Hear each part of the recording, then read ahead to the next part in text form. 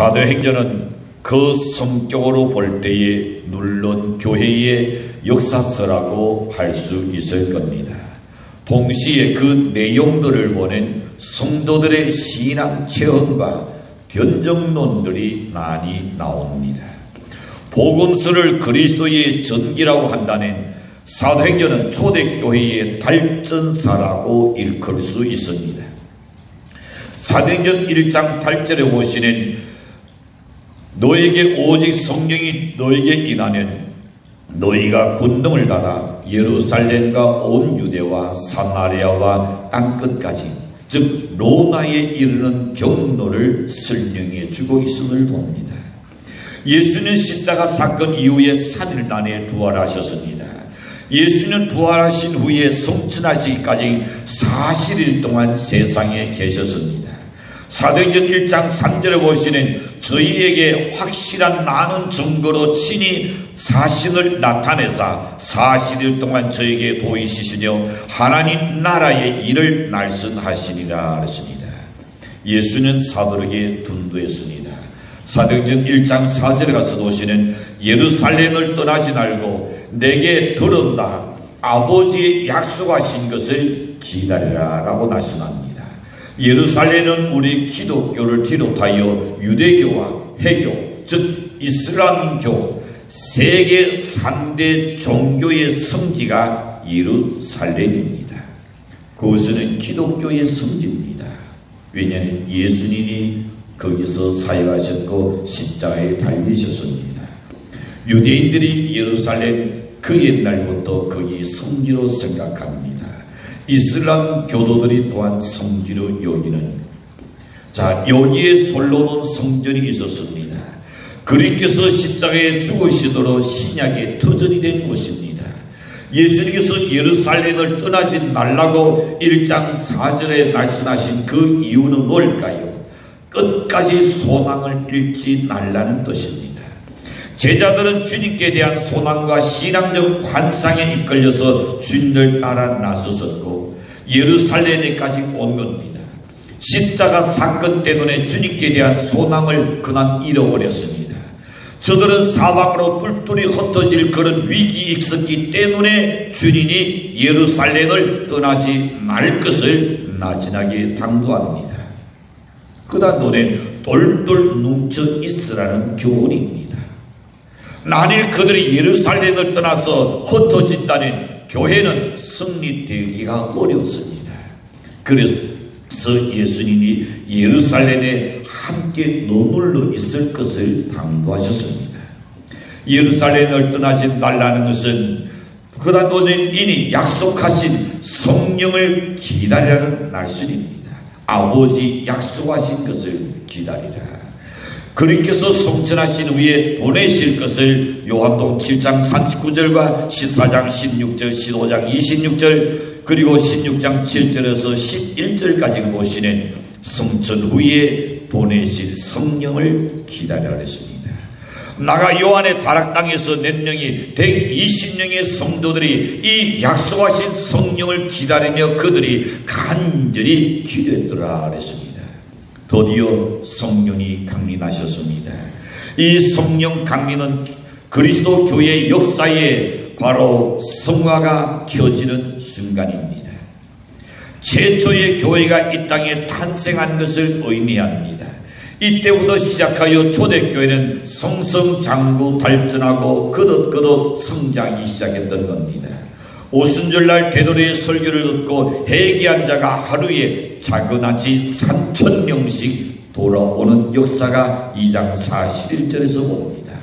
사도행전은 초대교회의 노선입니다. 2장 42절에 가서 보시는 저희가 사도의 가르침을 받아 서로 교제하며 떡을 떼며 기도하기를 전혀 힘쓰리라. 여기 나타난 교회 생활의 요소의 세 가지를 말씀합니다. 하나는 말씀을 가르침을 받는다 그랬습니다.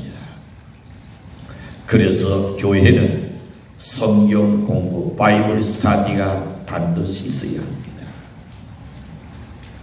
아이고, 압록의 교회는 성경 공부가 많아서 난 그곳에 못 가겠다.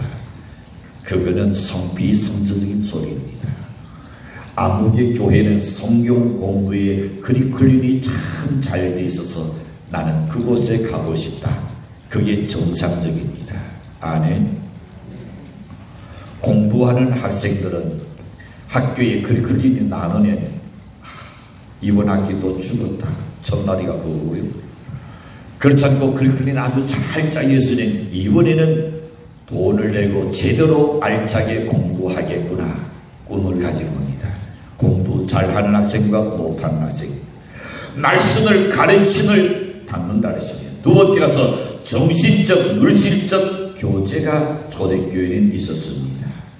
그래서 함께 가정에서 예배를 나누고 접세 예배를 드리고 다과도 나누고 서로 교제하는 것.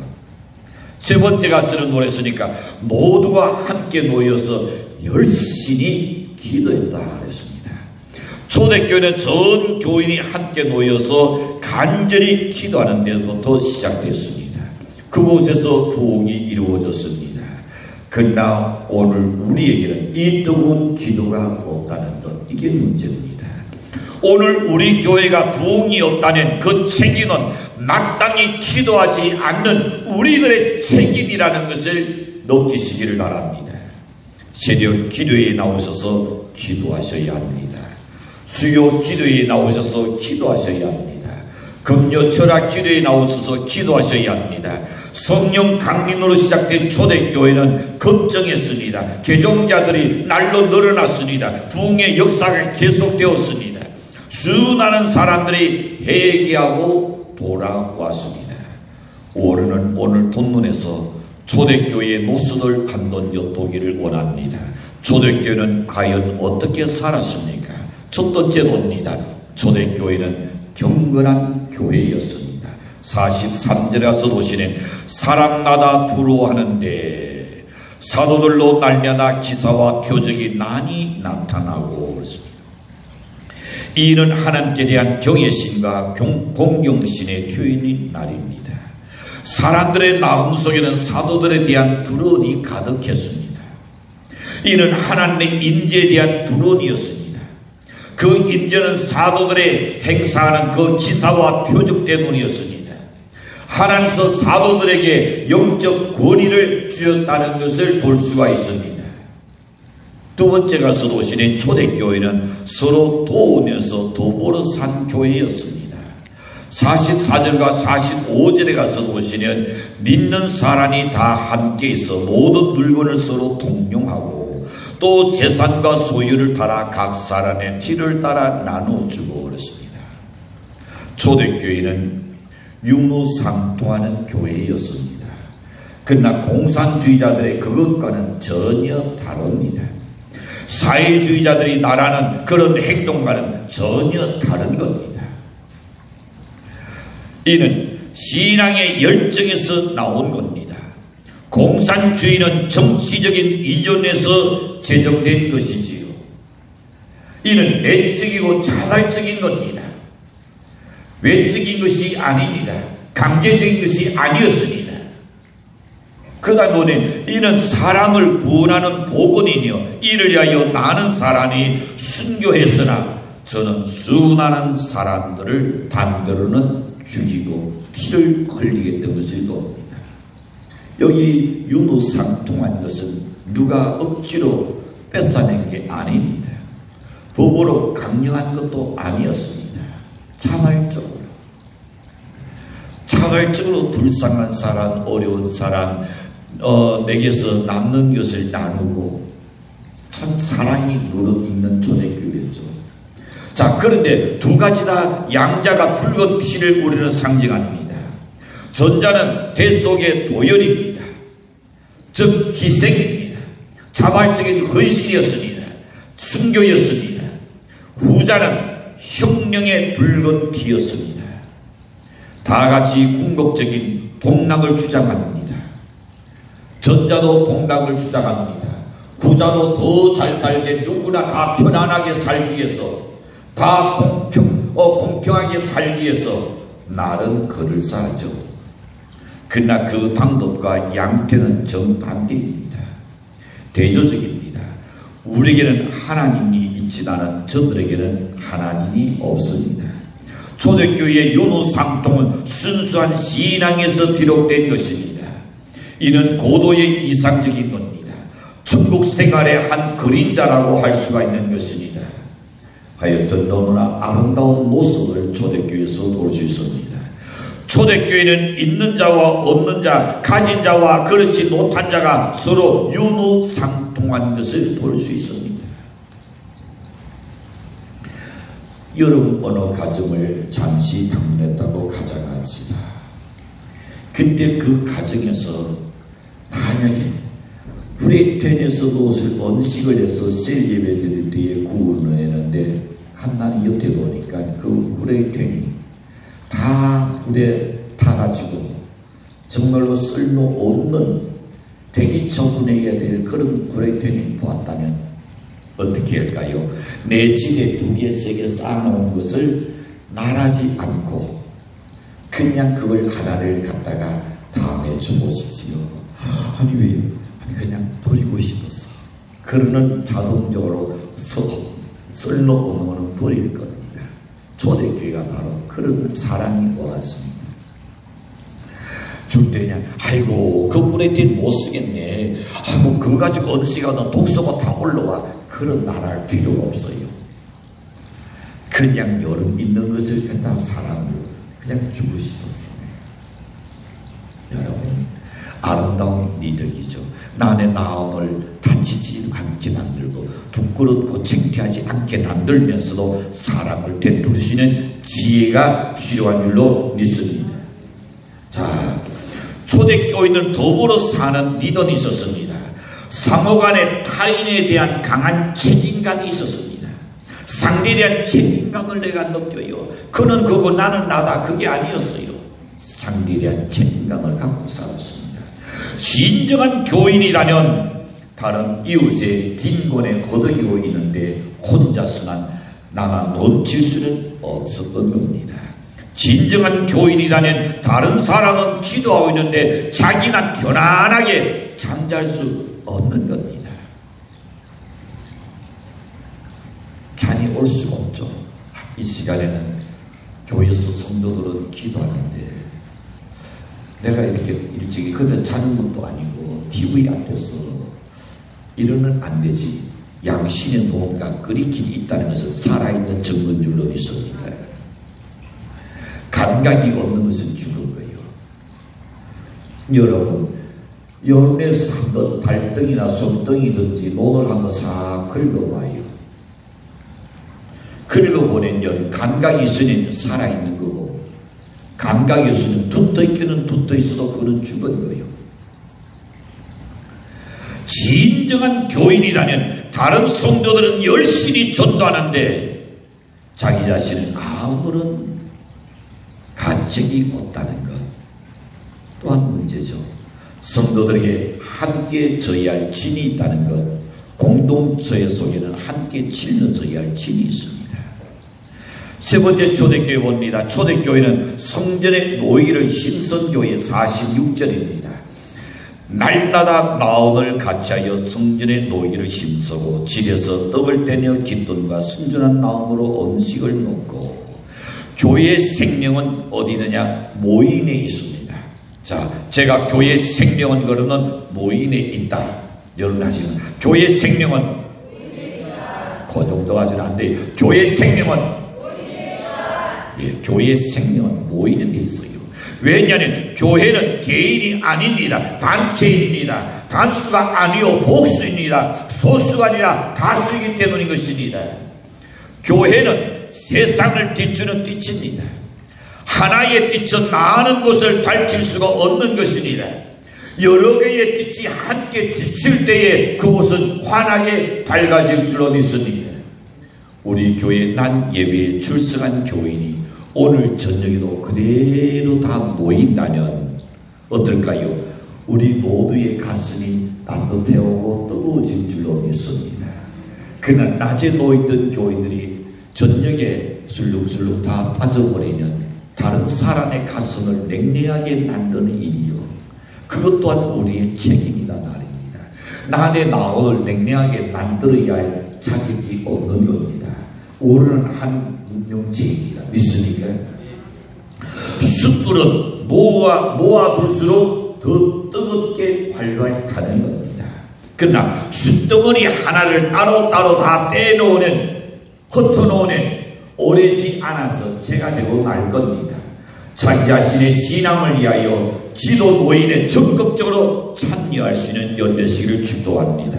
다른 사람을 위해서 기도하는 연례식을 바랍니다. 히브리서 10장 25절에 가서 노인을 대하는 어떤 사람의 습관과 같이 되지 말고 오직 권하여 그날이 가까움을 볼수록 더 그리하자. 노인을 힘쓰자. 그날이 가까울수록 노인을 힘써라.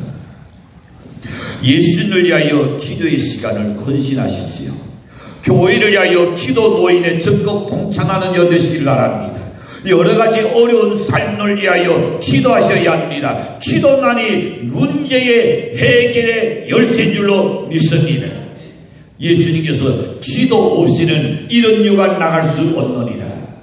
기도 없이는 어떤 일도 해결될 수 없다 했습니다. 그렇다면 우리가 돈이 없다 걱정할 것이 아닙니다. 내가 돈이 불편하다고 걱정할 것이 아닙니다. 어려운 삶 때문에 걱정할 것이 아니라 더 중요한 것은 내가 하나님 때 얼마나 지금 기도하고 있느냐, 이게 더 중요한 줄로 믿습니다.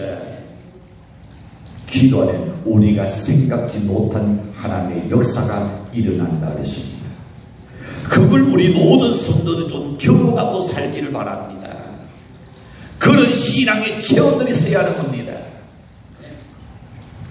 네 번째 생각해 봅니다.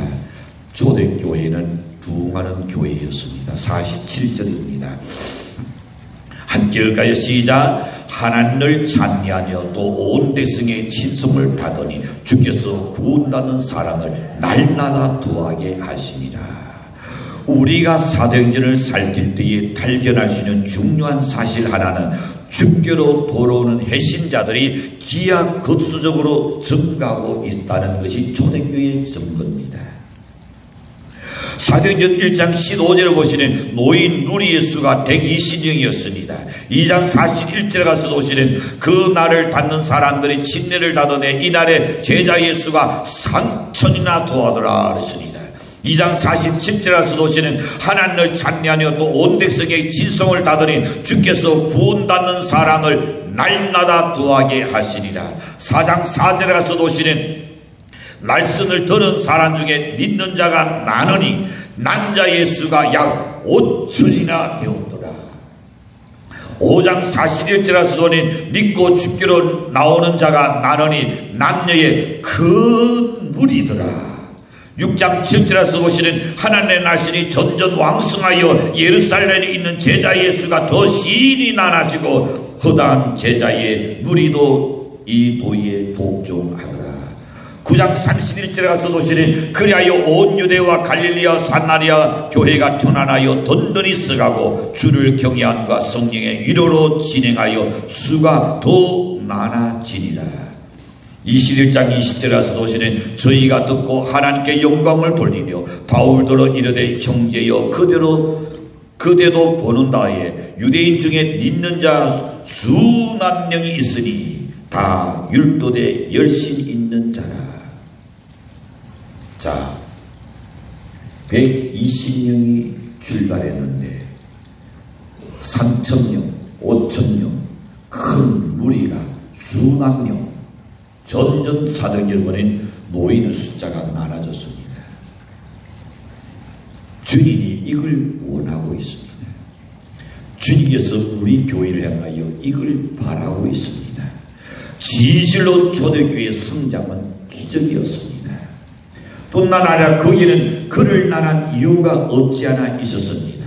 왜? 1장 5절과 8절에 가서 보시니 그들이 성령이 임했기 때문입니다. 그래서 성령이 임해야 여러분 부흥할 수 있는 겁니다. 성령이 임해야 여러분이 전도할 때에 열매가 맺히게 될 줄로 믿습니다. 두 번째 가서 보면 사도행전 4장 29절과 31절을 보니 모두가 담대히 복음을 전했더라 했습니다. 담대히 하나님 말씀을 전하게 하여 주옵소서.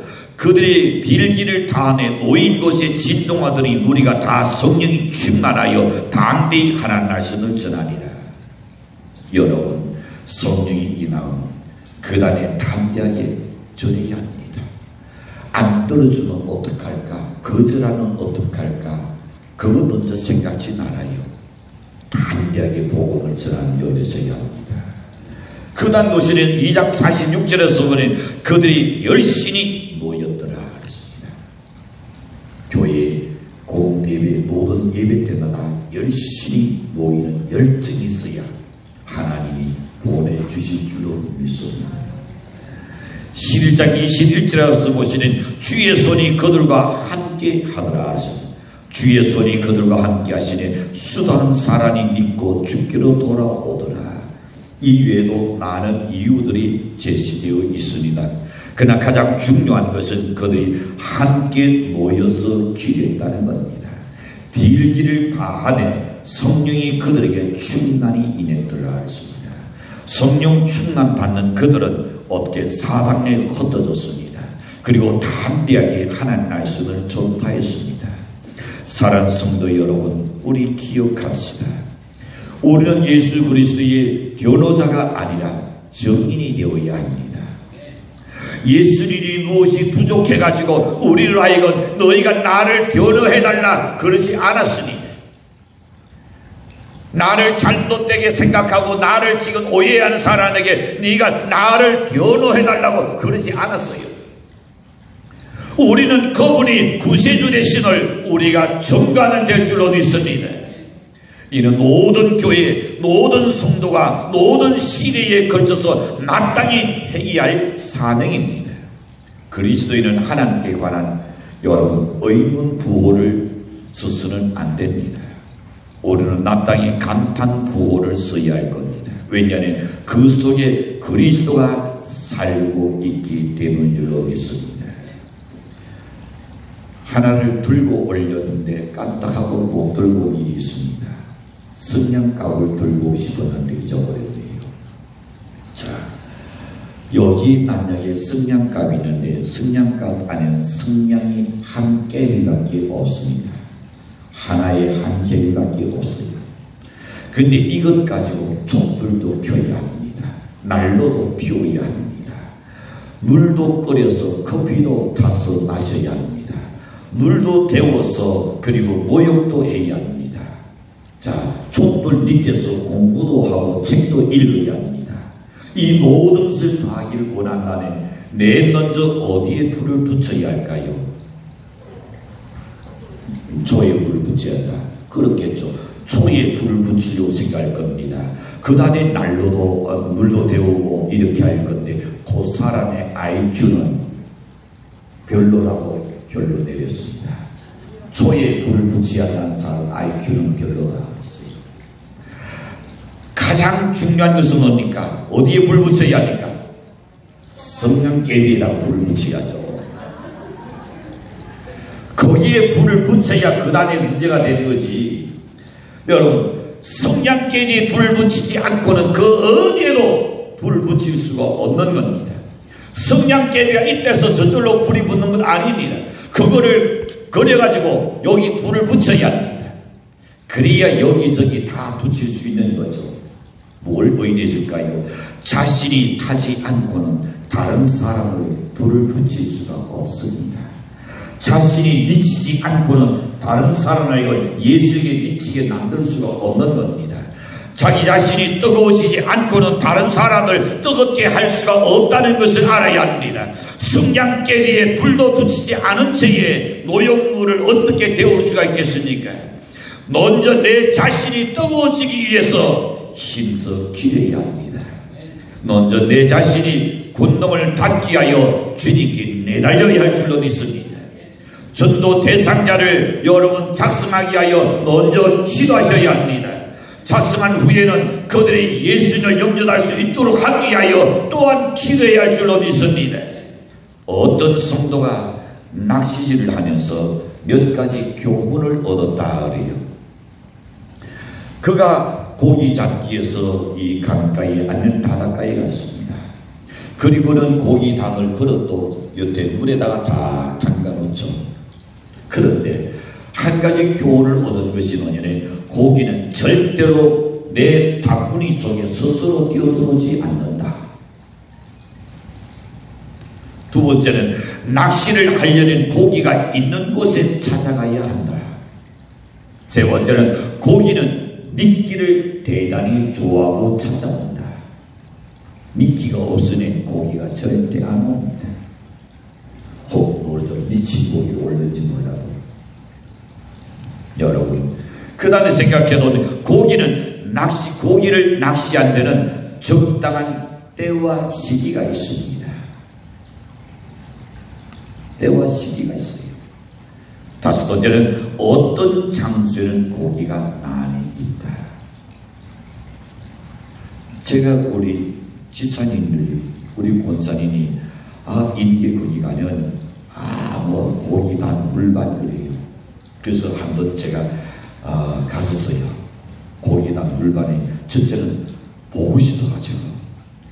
그때 대학교 때 하루 종일 고생했는데 얼마 잡지를 못했어요. 그래서 돌아와서 이야기했어요. 아니 권사님, 지사님, 물반 고기 반들이 세상에 고생나 시큰하고 얼굴가 팔띠나 다 거슬러 왔습니다. 목사님 거기 있는 데 가시가지고, 그리고 분할도 하지 아니하시고 우리 집사님이 가셨어요. 그리고 낮 예배 낮추고 가시더니 오후에 돌아왔어요. 바게스에다가 그냥 고기를 절반을 다 나왔어요. 목사님, 이런 놈 있겠습니까? 내가 입이 10개라도 할 날이 없었어요. 고기 있는 데 가셔야지 오더라고. 고기 있는 데 가야 고기 잡지. 고기 얻는 데서 백날 거기 있어도 뭐 하느냐는 거예요. 나는 말입니다. 고기가 많이 있는 장소가 있어요. 자, 여러분, 고기는 잡아서 그 다음에 어떻게 해야 합니까? 바구니에 담아야 합니다. 바구니 안 담으면 그 내게 아니요. 사랑하는 성도 여러분, 고기를 낚기 적합한 때와 시기가 어디입니까? 교회가 총동원 주일입니다.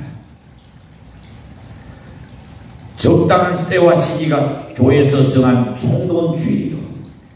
그들이 교회에 와서 영예껏도 취할 수 있는 동시에 총동원 주일에는 맛있는 음식도 드릴 수 있으니 얼마나 좋습니까? 고기를 잡기 위해서는 먼저 우리가 기도해야 합니다. 그리고 좋은 관계를 맺는 연대시길 바랍니다.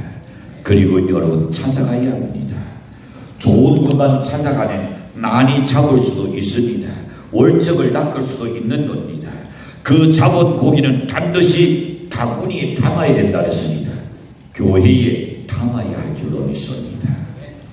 여러분의 전도에 하나님의 축복이 함께하여 우리 교회가 초대교회의 부흥 역사가 일어나기를 주님으로 간절히 축원합니다.